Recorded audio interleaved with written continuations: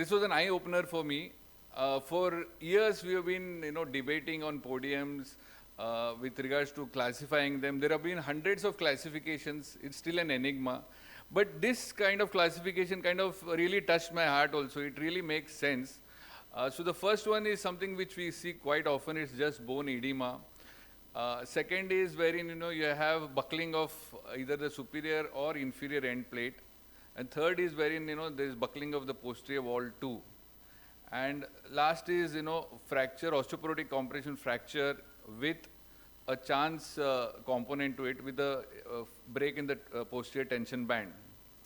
And in between these is this particular set of fractures which could be fresh, which could be evolving, or which could be, those which have evolved to notoriously not unite and give us trouble.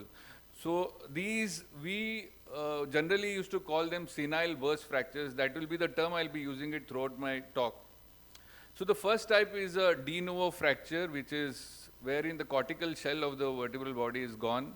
This is a de novo fracture. The second one is wherein, fractures which were evolving, some of the images which Abhay showed, they were actually evolving, and somewhere in between you put your cement in, and they, over a period of time, they had to collapse, they collapsed. So these are those situations where it collapses over a period of time and becomes a vertebra plana. And there are other notorious ones, which are these pincer types. They totally fail your anterior column, and because a part of the disc is, jumped into the, in the coronal plane, in the fracture plane, and this will lead to a non-union. So mostly and almost all of these fractures are unstable, and most of these fractures also develop what you call a vacuum sign or a fluid cleft within their confines. An example is here. So over a period of time, this L4 fracture in an elderly patient, you can call it either a pincer type here. So the cortical shell is gone. Either you can say it could be a pincer or it would be a vertebra plana. And this probably, I don't remember what I did with this patient. This is long ago. So this can also, if you draw a parallel with the general fractures, if you go by the Gaines load sharing classification, they belong to the severe most. So they are basically a bag of bones anteriorly with significant communication and collapse and kyphosis.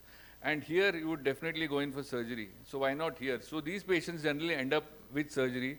So this is a patient with, elderly patient with a poor T-score.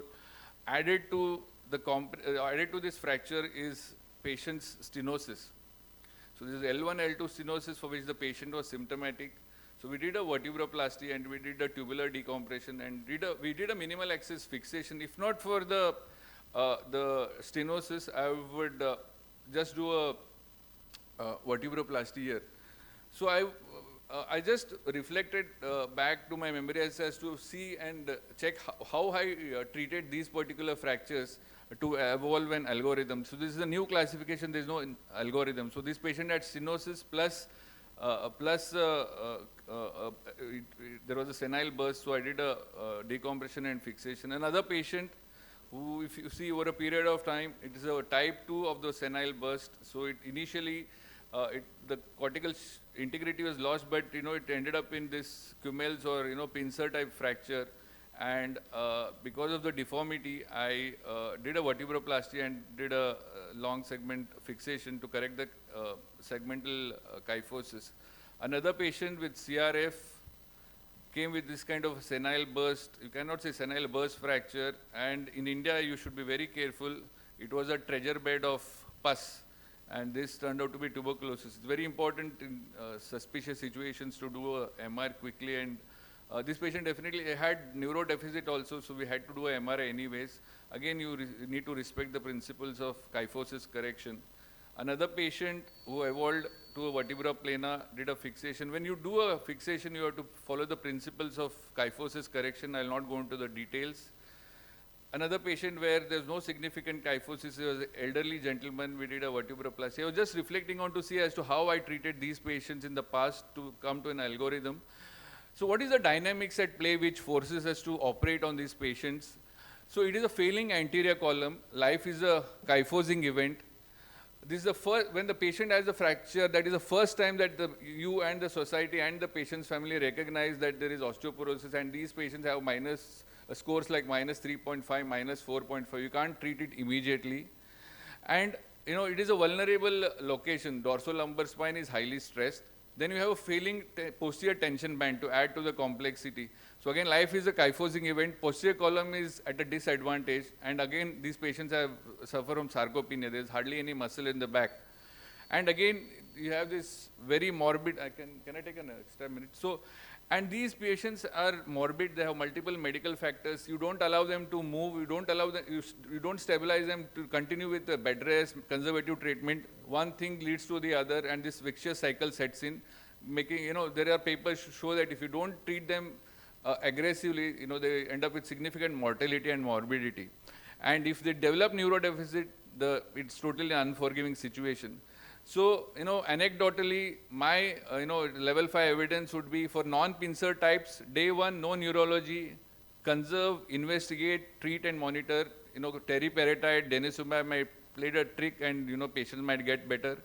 Week 3 to 6, increasing back pain, no relief, investigate, basically do a MRI, and if fit, do a vertebroplasty or an instrumented fusion, depending upon the presence or absence of deformity.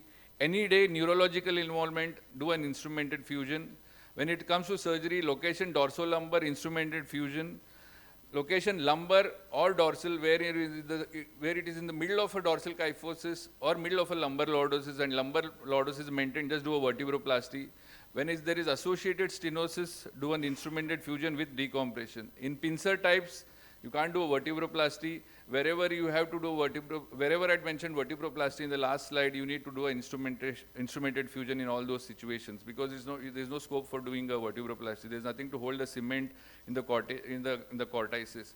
So these fractures, senile burst fractures, could be de novo, or they evolve from a type 1, type 2, type 3. Again, as I showed, there are different strokes for different folks, different levels and different configurations need different kinds of a treatment. Also depends on the type, whether it's pincer type or non-pincer type. Instrumented fusion, when you do it, respect the principles of deformity correction. And there are situations, especially in elderly, and in situations where there is no threat to the alignment of the spine, wherein we can just get away with the vertebroplasty. Thank you.